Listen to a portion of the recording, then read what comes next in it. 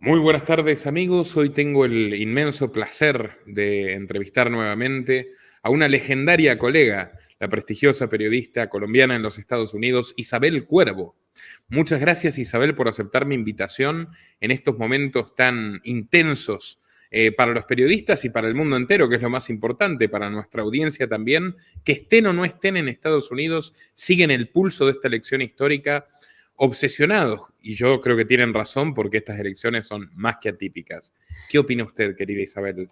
Así es, primero que todo un gran saludo, Nicolás, muchísimas gracias, al contrario, un placer estar aquí siempre contigo y bueno, un saludo a tu inmensa audiencia, ahí vamos mano a mano luchando con la censura interpuesta por todas las redes sociales, pero es importante, sobre todo porque como bien dices, estamos atravesando momentos claves, sustanciales para la humanidad con estas elecciones presidenciales en los Estados Unidos, sin temor a equivocarme. Una de las decisiones que está en manos de los constituyentes estadounidenses, pero que va a afectar el mundo entero.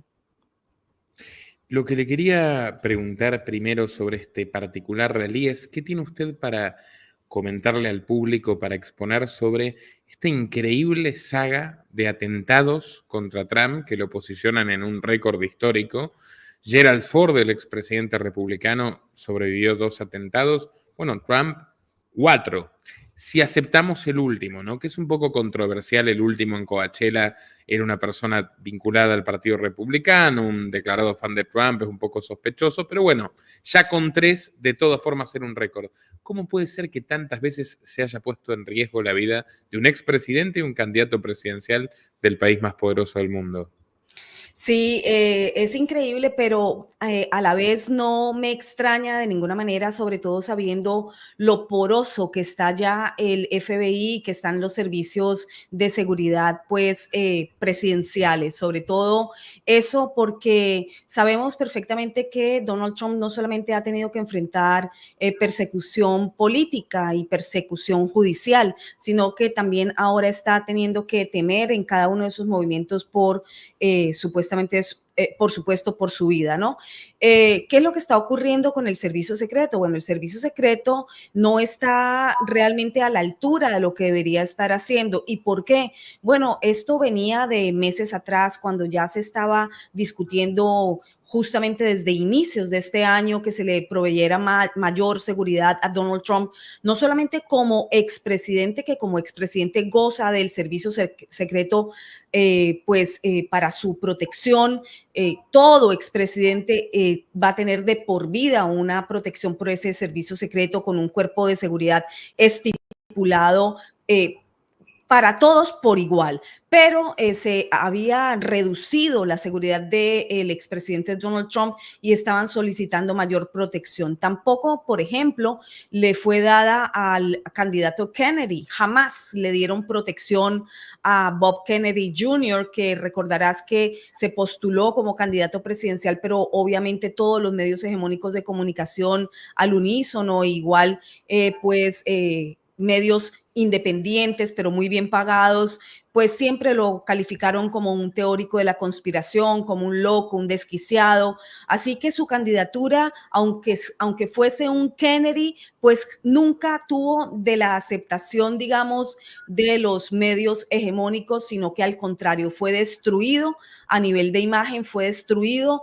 moralmente y nunca le dieron seguridad como candidato presidencial, que también está estipulado por ley que los candidatos presidenciales que han logrado pasar ese número de firmas para poder inscribir y montos de dinero para poder inscribir su candidatura, pues deben tener una protección. Bueno, nunca la tuvo. De hecho, Donald Trump siempre pidió seguridad para él y uno de los argumentos que se le esgrimió a Donald Trump en su momento, dicho por una fuente cercana a mía, dentro del Partido Republicano, fue que si estaba abogando porque le dieran seguridad a Bob Kennedy, pues con mayor razón no iba a poder tener mayor seguridad o refuerzo de seguridad Donald Trump. Ha sido como una pugna porque además esto lo debe aprobar la actual administración y la actual administración Biden-Harris obviamente no estaba interesado ni está interesado proveerle mayor seguridad a Donald Trump. No obstante, Donald Trump pues es un candidato atípico porque es un millonario, es una persona que no se arrodilla a la actual administración y cuenta, a pesar de tener que gastar unas grandes sumas de dinero en su propia defensa legal, pues cuenta también con seguridad personal. No así, pues, no ha estado exento de estos atentados que incluso, Nicolás, no se cuenta el atentado que sufrió en uno de los mítines políticos en donde se distribuyó algún polvo químico, porque de allí salieron decenas de personas con afecciones en los ojos. Yo lo reporté en mi canal. Muy pocas personas se dieron cuenta de eso porque ningún medio hegemónico lo reportó, solamente 2 medios locales con quienes yo tuve contacto y pues por allí pude hilar un poco más y sacar la información. Y bueno, a decenas de personas que estuvieron en contacto con Donald Trump pues salieron de allí al hospital con afecciones en los ojos y el reporte médico era que habían tenido que haber sido rociados con algún elemento químico o algo. Ese no se cuenta, ese no se conoce. Así que yo me pregunto como periodista también cuántas cosas más no habrán ocurrido dentro del círculo cercano de Donald Trump que probablemente no nos enteramos, porque Donald Trump, como tú bien has visto, jamás ha atacado al servicio secreto, jamás ha atacado a los servicios de seguridad. Al contrario, siempre desde ese icónico atentado, el primero, que levanta el puño y grita fight, fight, fight y se preocupa por el zapato y todo esto fue tan extraño, también tan bizarro, ¿verdad? Desde ese atentado, él lo primero que hizo fue declarar que agradecía a ese servicio secreto, pero sé perfectamente como periodista de investigación que la cúpula del FBI, la cúpula del servicio secreto están totalmente minadas por dentro, están corroídas, los cuerpos de seguridad, los empleados, los rasos, digamos, que no son cúpulas, sino de allí para abajo, están muy desmoralizados. De hecho, cada año los empleados federales tienen que pasar digamos, una encuesta que se le hace a los empleados federales para que califiquen cómo está su institución por dentro y cómo se sienten y qué piensan de sus jefes. Estas evaluaciones, yo pasé por varias de ellas, tú sabes que yo fui empleada federal en su momento, trabajando para el medio de comunicación del gobierno federal de los Estados Unidos, de donde finalmente después me retiran por censura y difamación que... Conviene recordar, censura a su informe sobre George Soros y su injerencismo, ¿no? Sí, Que sí, ahora también están haciendo como la gran campaña todos los think tanks y las ONGs asociadas para presionar más, censurar más, restringir más la libertad de expresión exactamente ahora, ¿no? El New York Times está por sacar un artículo, no sé si está al tanto.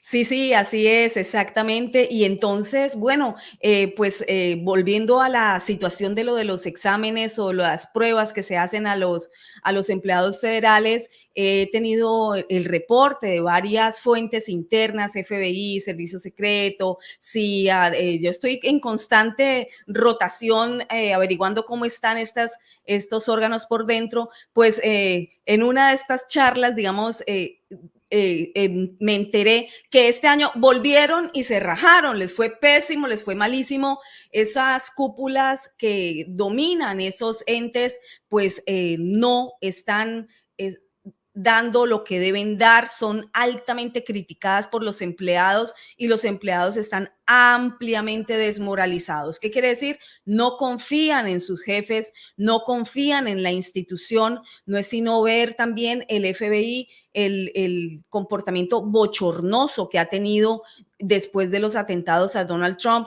Ni un informe serio, completo, han sacado nada. Sencillamente han sido citados al Congreso después de ese primer atentado y allí lo que hizo fue la que era la directora del FBI, pues mentir, la directora del Servicio Secreto, me corrijo, mentir, decir que no tenía mayor información y solamente repetía lo mismo. Entonces fue llevada a renunciar y después entra este director interino que hasta el momento tampoco ha dado un informe pues serio, fundamental para poder saber cómo ven ellos y cómo evalúan y qué definen y cuáles son las, digamos, conclusiones después de ese atentado. El primero, pues el de este que le trataron de endilgar al pobre muchacho lobo solitario subido en un techo en donde estaba a todas luces a la vista, incluso con gente. Recordarás que hay videos en cantidad que podemos evaluar los periodistas que evidencian cómo la gente lo grababa, lo veía, decían, allá hay una persona y no hicieron nada. Están infiltrados estos organismos y es altamente peligroso no solo para el candidato, sino para el país. Entonces, yo me pregunto a partir de esto, Isabel, claro que hemos cubierto todas las inconsistencias. Thomas Matthew Crooks, denunciado por su padre 6 horas antes, la policía lo fotografió 1 hora antes, 18 tejados, el único donde no hay francotiradores encima es a donde va él, están adentro, o sea, lo escuchan subir, de hecho lo van a buscar, no lo detienen, o sea, es increíble, es absolutamente... Llevó esto, como usted dice, a la renuncia humillada de Kimberly Chittle, que se quebró, que estuvo ahí, prácticamente lloró en el Congreso. Pero Christopher Wray luego se dio el lujo, el director del FBI, con un presupuesto de 9 mil millones, perdón, sí, 9 mil millones de dólares al año, me parece que es, un presupuesto inmenso y 35 mil criminalistas trabajando para él. No pudo presentar ningún avance del caso y dijo, no sabemos si fue una bala lo que rozó la oreja de Trump. Después fue tal el escándalo que a los 3 días dijo, sí, fue una bala, y nada más. O sea, no se supo más nada. La Policía Federal más poderosa, mejor financiada del planeta, no se supo absolutamente más nada. Entonces yo me pregunto, ¿no va a seguir corriendo riesgo la vida de Trump? Digo yo, incluso si gana las elecciones del martes, de aquí a la asunción presidencial, o incluso ya asumiendo la presidencia, si ha sido tal la impunidad de lo que podría llamarse el Estado profundo en los términos de Dale, del investigador académico. O sea, esto es formal, no es una teoría de conspiración, es un hecho. Es la autonomía de las cloacas de los servicios de inteligencia. ¿Corre riesgo la vida de Trump todavía, Isabel? Claro, absolutamente. Y ha tenido que, bueno, durante mucho tiempo lo tuvieron en espacios cerrados, no lo dejaban hacer los rallies o los mítines políticos en exteriores por el temor a nuevos ataques, pero pues finalmente después ya pudieron hacer arreglos para que estuviese siempre detrás de un vidrio blindado. Es realmente muy fuerte, ¿no? Que esté ocurriendo esto en los Estados Unidos, sobre todo porque el miedo por parte del Partido Demócrata es más que evidente. Ven un candidato muy, muy fuerte, muy poderoso, arrasando en multitudes, en todos los estados a donde va a hacer su campaña política.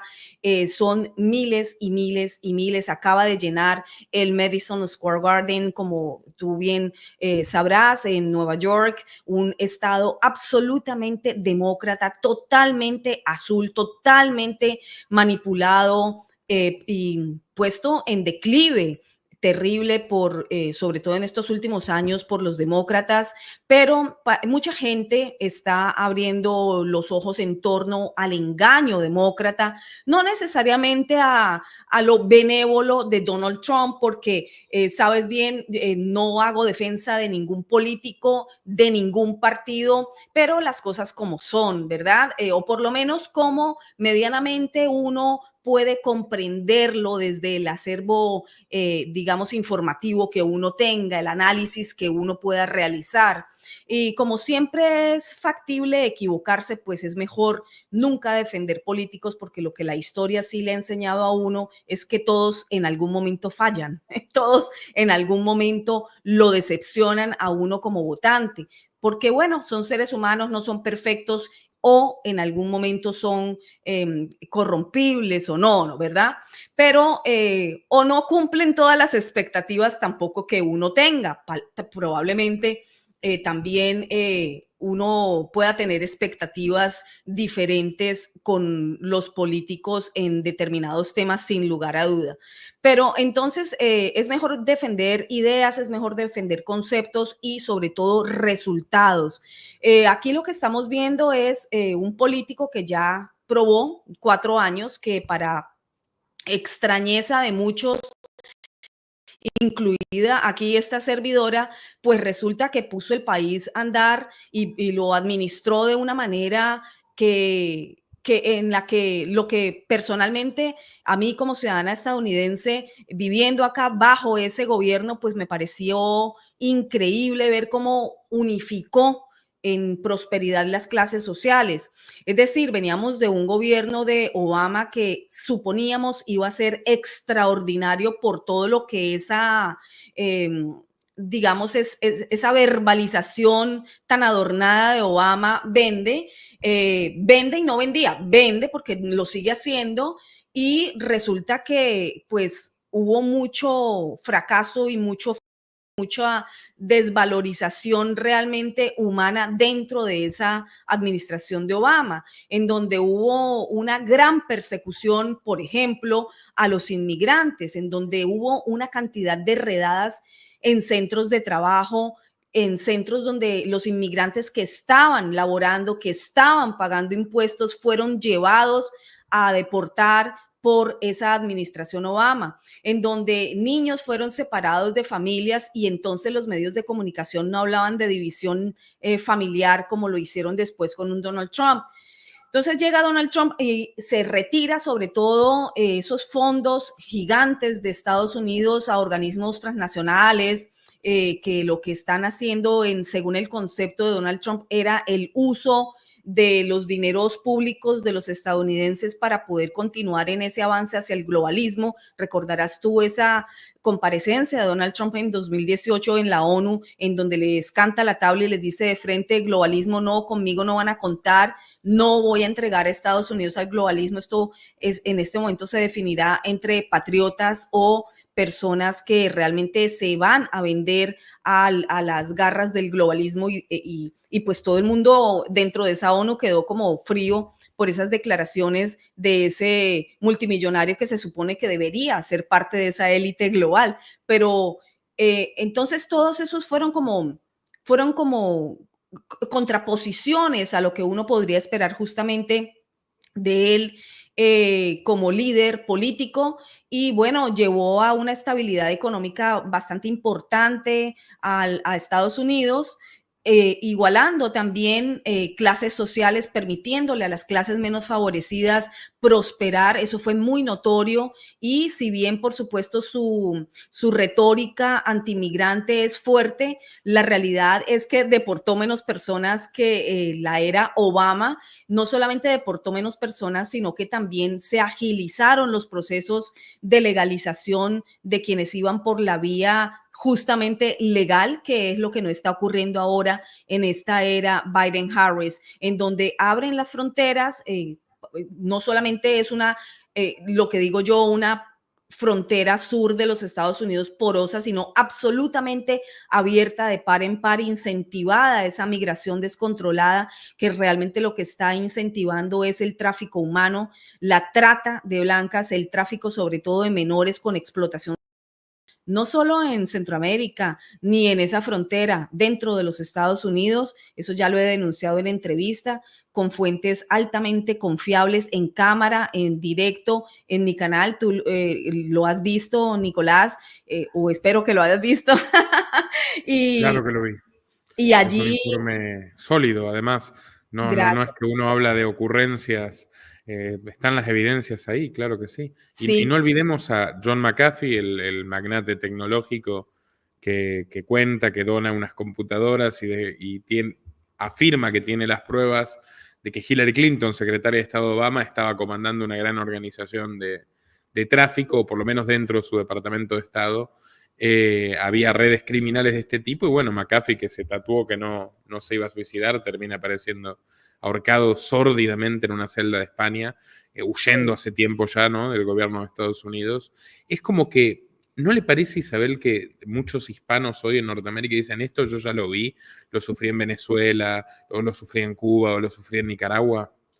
Sí, es interesante, sobre todo porque muchos ven en el candidato Donald Trump, pues justamente una persona autoritaria y lo igualan o lo ponen en paralelo a un dictador, digamos, de Venezuela o un dictador cubano, lo igualan, ¿no? Bueno, Kamala Harris ha ido un poco Hitler. adelante, ha ido a igualarlo a Hitler, han hecho incluso medios hegemónicos de comunicación bastante corruptos aquí en los Estados Unidos, han hecho paralelismos de imágenes de archivo de los nazis y de Hitler en edición paralela con Donald Trump sin ningún reparo, sin ninguna vergüenza, asegurando que justamente esa manifestación, ese encuentro político en el Madison Square Garden había sido pues ocupado por nazis, ocupado por gente de ultraderecha nazista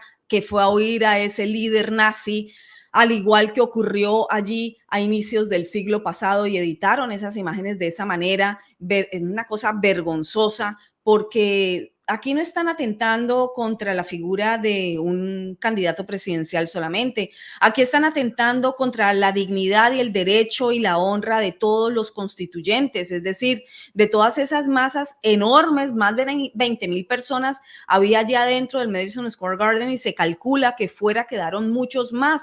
Se está hablando de una suma de unos 70,000 y si tú analizas las imágenes y hablas con fuentes in situ allí en Nueva York, te puedes dar cuenta que efectivamente eso fue una marea roja. Esto no lo pueden aguantar los demócratas porque ellos tienen el control de Nueva York. Sin embargo, por ejemplo, Eric Adams, el alcalde de Nueva York, se les ha volteado porque en un inicio justamente de lo que veníamos hablando, que son estas migraciones descontroladas, pero a la vez muy, muy, muy manipuladas por esta misma administración Biden-Harris, que las incentiva para poder hacer crecer el tráfico de que se están y se siguen traficando al interior de Estados Unidos con redes de tráfico de esos que se los entregan por medio, fíjate la triangulación tan interesante, Nicolás, porque la triangulación aquí que hacen es que esos coyotes o esos traficantes humanos que traen esos que viajan solos,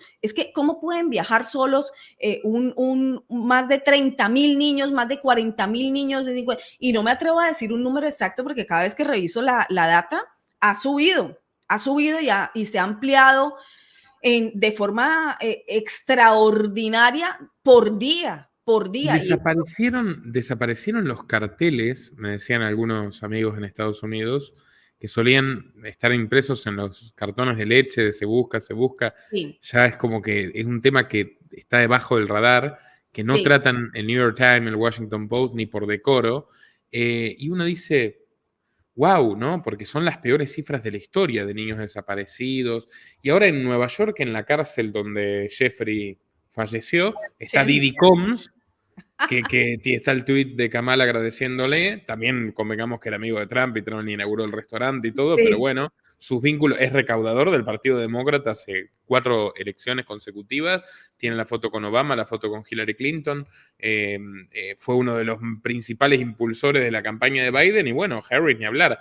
De hecho, yo descubrí que se conocen de la Universidad de Howard, que es esta universidad de la élite afroamericana de Washington, coincidieron en el año 1986. Entonces, de hecho, es si se quiere, su amiga más antigua dentro de la élite demócrata, Kamala Harris. Entonces, yo digo, los neoyorquinos deben mirar esto. Deben mirar que ellos tienen un gobernador destituido por tocamiento indebido, digamos, por ser elegantes, y que ahora tiene una gobernadora que tiene problemas por una secretaria que es agente china. Sí. La gobernadora Hochul, que es la que dice, tenemos la cárcel preparada para Donald Trump, pero parece que va a ir ella quizás eventualmente antes. Y Eric Adams también, que está envuelto el alcalde de la ciudad en unos escándalos tremendos. Entonces, claro, es la capital, es el corazón del Partido Demócrata, pero ¿cómo no va a haber una ola roja además si están observando semejante grado de descomposición, ¿no? El otro día un periodista argentino del canal Crónica, que se retiró hace un par de años, fue con su canal de YouTube a las calles de Nueva York a preguntarle a la gente. La mayoría de los ciudadanos afroamericanos a los que le preguntaba decían, yo voy a votar a Trump, la economía estaba mejor con Trump, la gasolina era más barata con Trump, lo demás no me importa, a mí me importa si llego o no llego a fin de mes. Entonces, ¿usted cree que Donald Trump va a obtener una victoria sustantiva este martes, Isabel?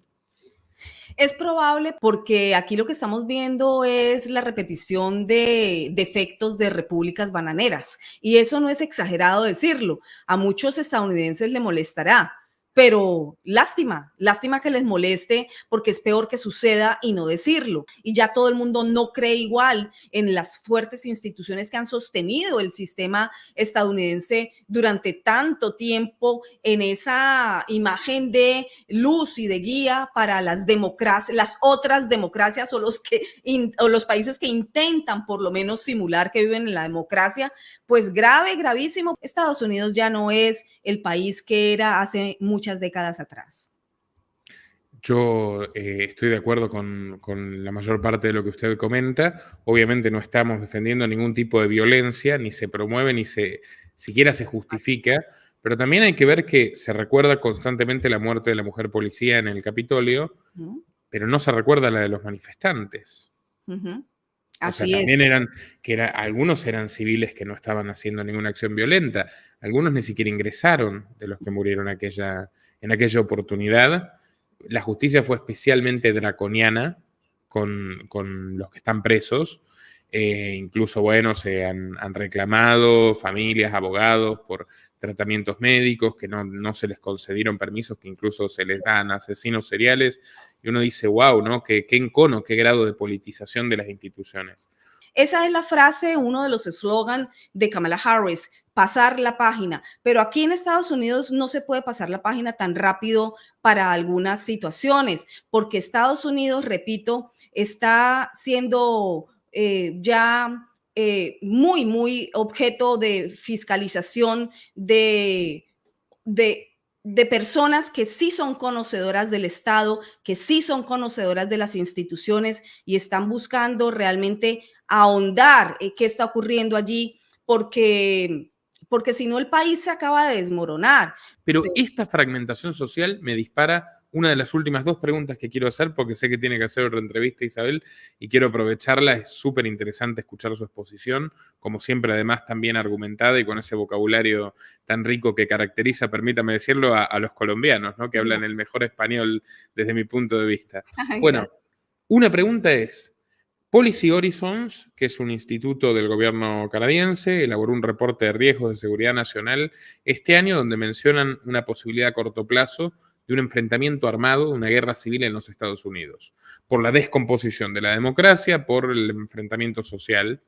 Salió una película, Civil War, yo la vi, bastante precaria sinceramente, pero como que tratan de instalar el tema e incluso hasta se baraja y se discute en algunos medios de comunicación que antes ni lo aludían, ¿verdad? ¿Usted qué piensa? ¿Usted cree que puede llegar a haber un incremento de la violencia interna en los Estados Unidos? Y esta pregunta también va así.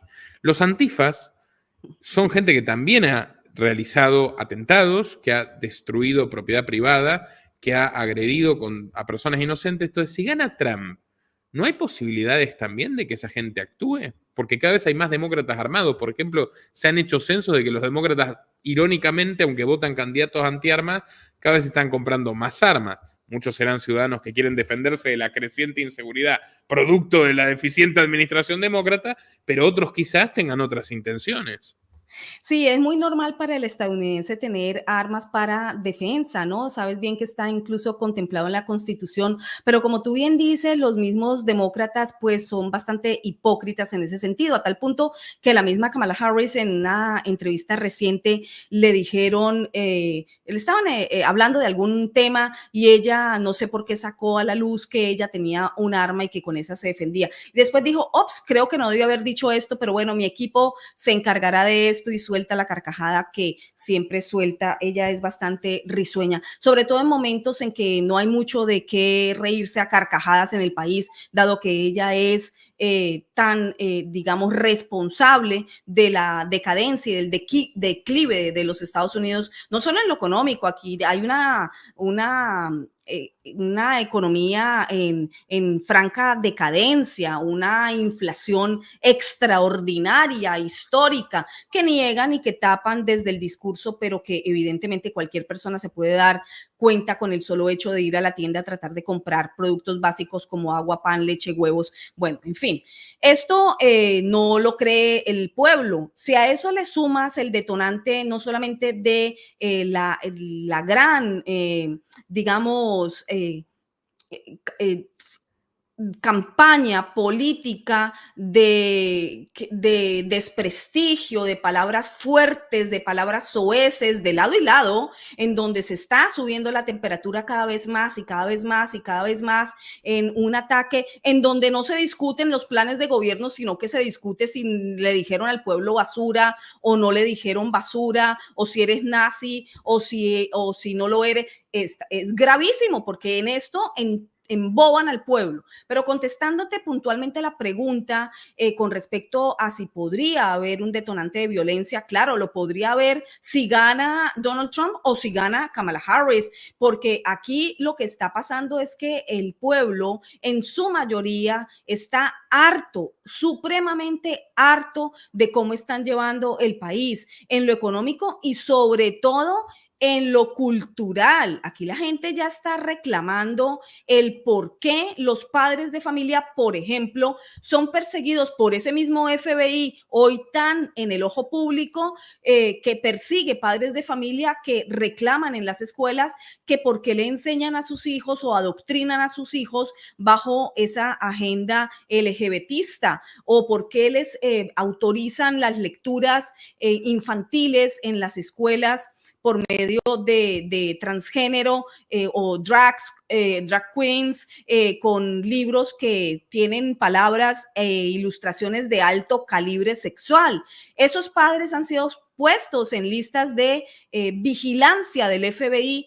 Esto es gravísimo, Nicolás. Esos son, digamos, motores que se han ido calentando. Si a eso le sumas que han dejado entrar de manera irregular, descontrolada en este tráfico humano y tráfico de alrededor de 13 a 15 millones de indocumentados, que entre ellos vienen muchos delincuentes, entre ellos vienen muchas personas de formación delincuencial como miembros del Tren de Aragua, por ejemplo, de Venezuela, miembros de las maras salvatruchas, miembros de grupos delincuenciales que siguen traficando no solamente fentanilo dentro de Estados Unidos, sino, repito, bueno, esos son detonantes que no solamente el pueblo tiene que padecer, sino que además el pueblo tiene que pagar. Y esto le molesta mucho, muchísimo al estadounidense. ¿Por qué? Porque el estadounidense, tú le puedes tocar la política, tú le puedes tocar ciertas temáticas, digamos, de educación, y ellos van y se encargan y se involucran y hacen lo que tienen que hacer por medio del sistema que tengan en sus condados. Pero no le toques el bolsillo al estadounidense. El estadounidense tiene muy claro que nada es gratis. Así que si le tocas el bolsillo, y sobre todo para pagar por medio de sus impuestos la vivienda, la salud,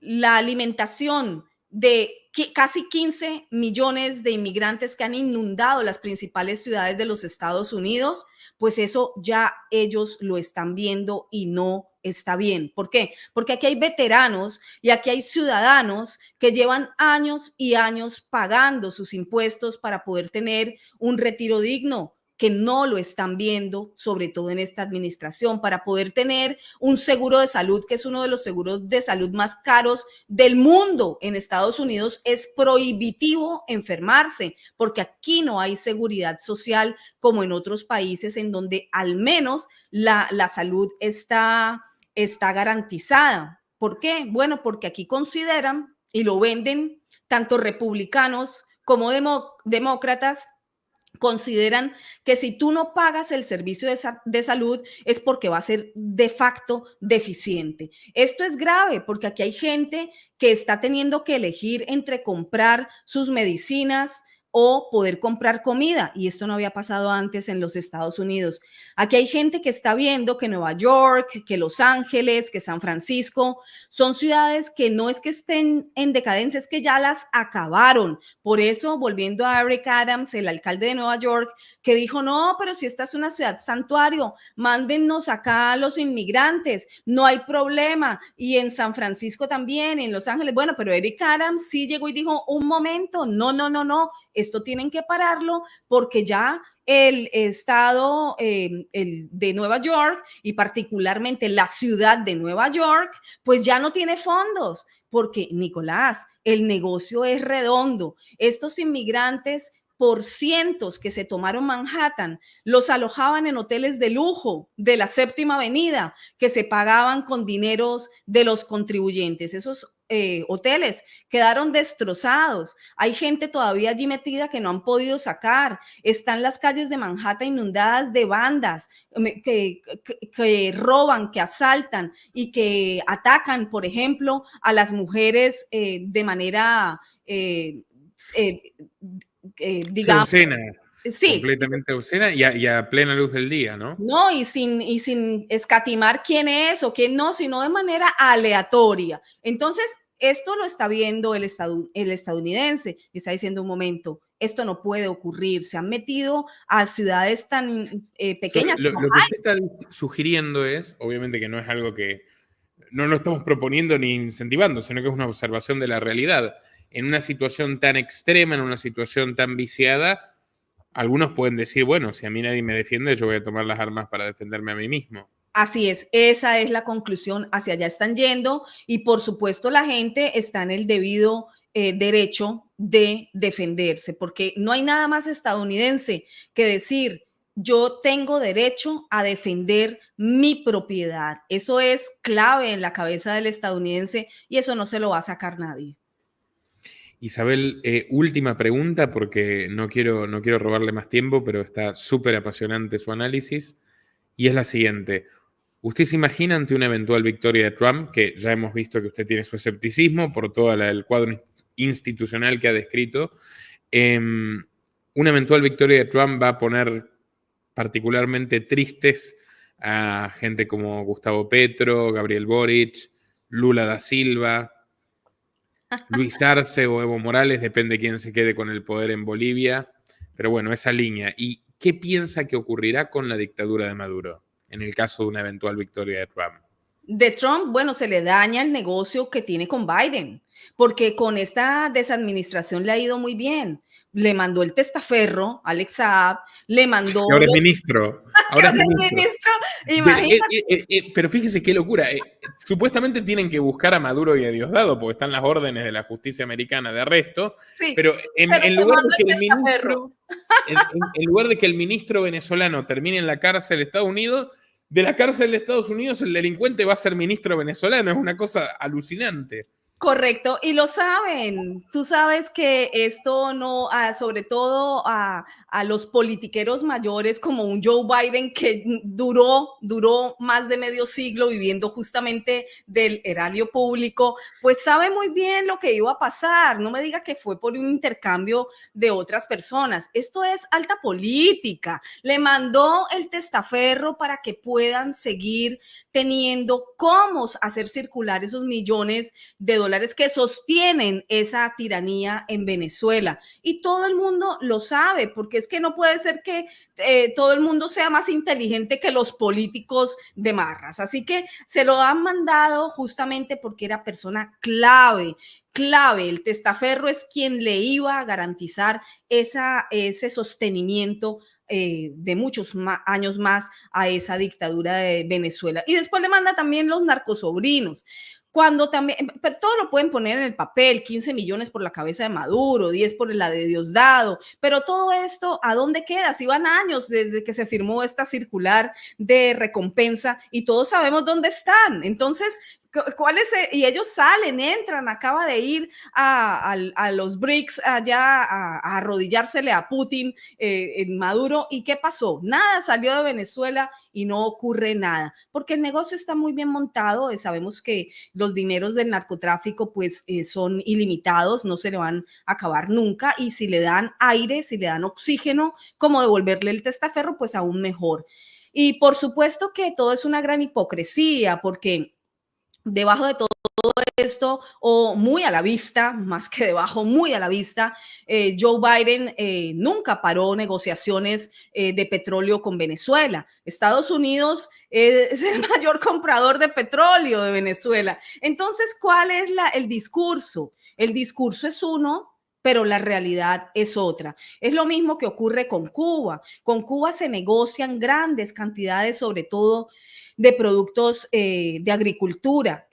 ¿Quiénes los negocian? Bueno, unos círculos de lobistas que están aquí muy bien acomodados en Washington, con algunos políticos corruptos que saben muy bien lo que están haciendo, negocios particulares con los que ellos se lucran aquí en Estados Unidos y lucran a la cúpula de la dictadura de Cuba. Así que todo el cuento del embargo económico también es ficticio. Aquí el único embargado es el pueblo cubano, que sigue preso por más de 65 años bajo esa dictadura de tiranos que pues desgobierna y tiene esa isla prisión en Cuba. Se imagina, como dice Jaime Bailey, que a mí ya me está pareciendo un poquito fantasioso el panorama, pero quién sabe, que Prince podría ser, Eric Prince, el ex CEO de Blackwater, secretario de Defensa de Estados Unidos, y que podría haber una intervención militar, aunque sea a través de mercenarios privados, para derrocar a Maduro, o es esto, digamos, una expresión más del deseo que de la probabilidad? Bueno, aquí hay mucha fabulación. Yo conozco muy bien lo que hace Eric Prince y lo expuse en varios programas también en mi canal, porque hay que dejarle claro a las personas que Eric Prince, bueno, sí tiene la capacidad de ir allí y hacer lo que dice que va a hacer, que es justamente tumbar esa dictadura, si es que no se va a hacer un magnicidio allí. Bueno, ¿sí lo puede hacer? Claro que sí, porque él es un mercenario. Pero es que a las personas no se les puede olvidar que la pasión y el deseo de la liberación de Venezuela no puede pasar sobre la ceguera mental de no darse cuenta que lo que están es siguiendo el proceso pintado por un mercenario. Y él jamás ha escondido que es un mercenario, ha dirigido infinidad de operaciones con su ejército privado. Y ha cometido crímenes terribles en Claro, es Irak un y en mercenario. Afganistán, haciendo el trabajo sucio para Bush y para Obama, Claro, masacrando civiles, matando periodistas. O sea, es un tipo que no es un superhéroe, es un digamos. mercenario, no es un superhéroe, exactamente. Entonces, teniendo esa claridad de Eric the Prince, pues la gente tiene que entender que se cae de su peso el pensar que usted puede recaudar dinero públicamente en una plataforma pública por medio de donaciones de venezolanos desesperados, $5 aquí, 10 acá, 100, 1000, lo que sea, para poder sustentar en una operación militar para que vayan y liberen a Venezuela. Por favor, esto no solamente, no estoy diciendo que esos fondos probablemente no se utilicen en algún sentido para algo positivo para la liberación de Venezuela, pero es que las operaciones de los mercenarios no se hacen así, muchísimo No. menos en público. Es que es una declaración pueril y es una mentalidad bastante, digamos, engañada o ilusionada la que quiera creer que eso va a resultar en el pago o la sustentación económica de una operación militar mercenaria. Así que aquí hay mucha gente engañada, pero el único que no está engañando es Eric the Prince, porque él es mercenario, nunca lo ha negado, él tiene su ejército, él podría hacerlo, pero este hombre está pidiendo 100 millones por cabeza y esos dineros y esos montos no los puede dar sino un gobierno, y esas operaciones se hacen en privado, bajo mesa, y no se hacen públicas, y menos recaudaciones en plataformas digitales de recaudación de dinero. Isabel, qué exposición magnífica, yo le recomiendo a todos los oyentes, muchos ya por supuesto la conocen y la siguen hace tiempo, pero quienes no, suscríbanse a su canal de YouTube Isabel Cuervo y espero tenerla pronto. Seguro en un par de semanas vamos a tener mucho de lo que hablar. Seguro, Nicolás, muchísimas gracias por la invitación. Y bueno, nada, que sigas creciendo, haces mucho trabajo, eres supremamente juicioso, trabajador como periodista y te felicito por el éxito que siempre tienes. Muchísimas gracias. Hasta pronto.